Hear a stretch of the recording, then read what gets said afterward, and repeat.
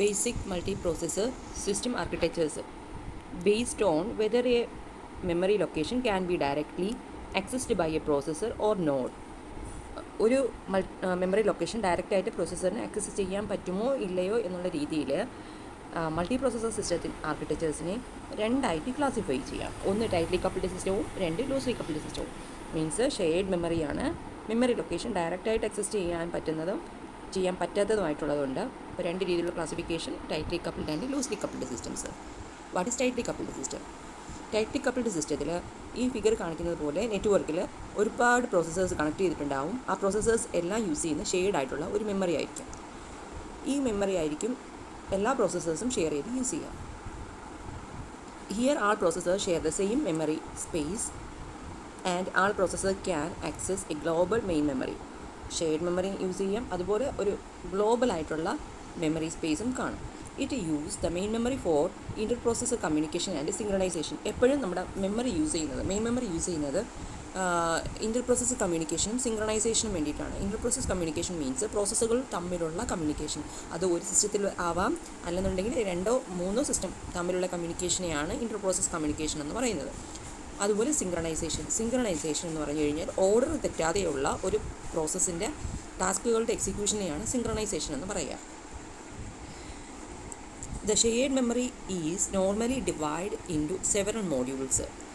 ഒരു ഷെയർഡ് മെമ്മറിയെ different modules ആയിട്ട് ഡിവൈഡ് ചെയ്തിട്ടുണ്ട്. And multiple modules can be accessed concurrently by different process. Multiple ആയിട്ടുള്ള മോഡ്യൂൾസ് ഒരു മോഡ്യൂൾ തന്നെ ഒരുപാട് പേർക്ക് ആക്സസ് ചെയ്യാൻ പറ്റുന്ന, കൺകറൻ്റായിട്ട് മീൻസ് ഒരേ സമയം ആക്സസ് ചെയ്യാൻ പറ്റും എന്നുള്ള രീതിയിലാണ് ചെയ്തേക്കുന്നത്. മൾട്ടിപ്പിൾ ആയിട്ടുള്ള മോഡ്യൂൾസ് ഡിവൈഡ് ചെയ്തേക്കുന്നതിന് കാരണം തന്നെ ഒരുപാട് ഡിഫറെൻറ്റ് പ്രോസസ്സേഴ്സിന് ഒരേ സമയം കൺകറൻ്റായിട്ട് ആക്സസ് ചെയ്യാൻ വേണ്ടിയിട്ടാണ് ഷെയർഡ് മെമ്മറിയെ മോഡ്യൂൾസ് ആയിട്ട് ഡിവൈഡ് ചെയ്തിരിക്കുന്നത്.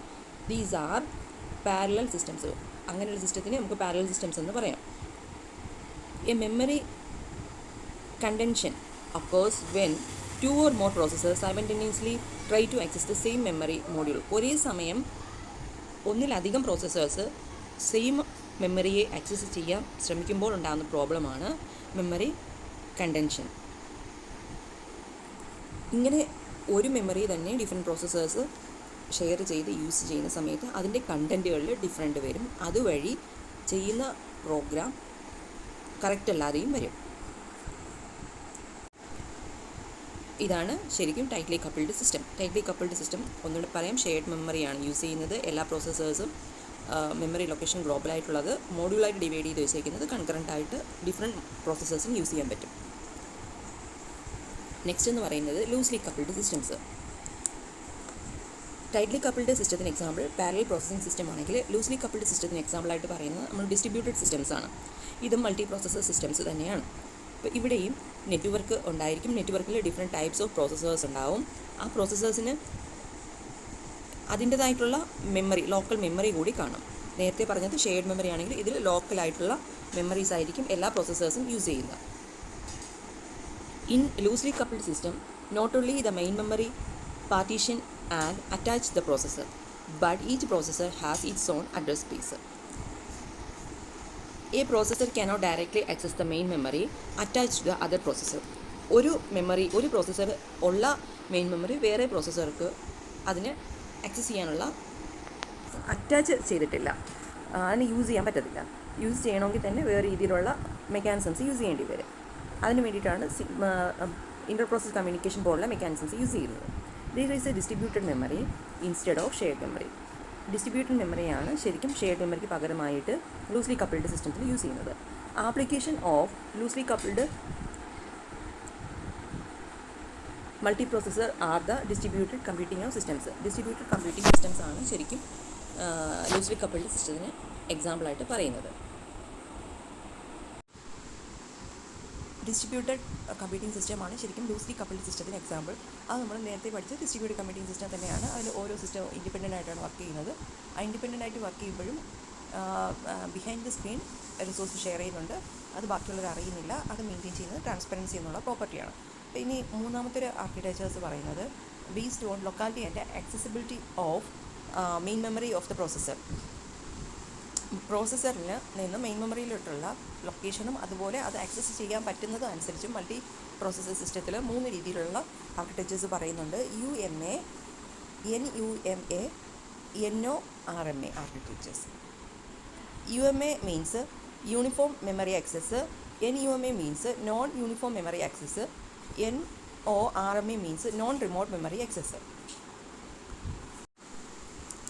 അതിൽ UMA എന്ന് പറഞ്ഞു കഴിഞ്ഞാൽ നേരത്തെ പറഞ്ഞതുപോലെ UMA means uniform memory access. In it, the main memory is located at a central location such that it is equidistant from all the processor in terms of access time. Access time വെച്ചിട്ട് എല്ലാ പ്രോസസ്സും ഒരേ സമയത്ത് memory access ചെയ്യാൻ പറ്റുമെന്നുള്ള രീതിയിലാണ് UMA manage ചെയ്തേക്കുന്നത്. ആ ആർക്കിടെക്ചറിനെയാണ് പറയുന്നത് uniform memory access. Non uniform memory access ആണ് നെക്സ്റ്റ് എന്ന് പറയുന്നത്. Non uniform memory access. Here the main memory is physically partitioned. Main memory physically partition ചെയ്തിട്ടുണ്ട്.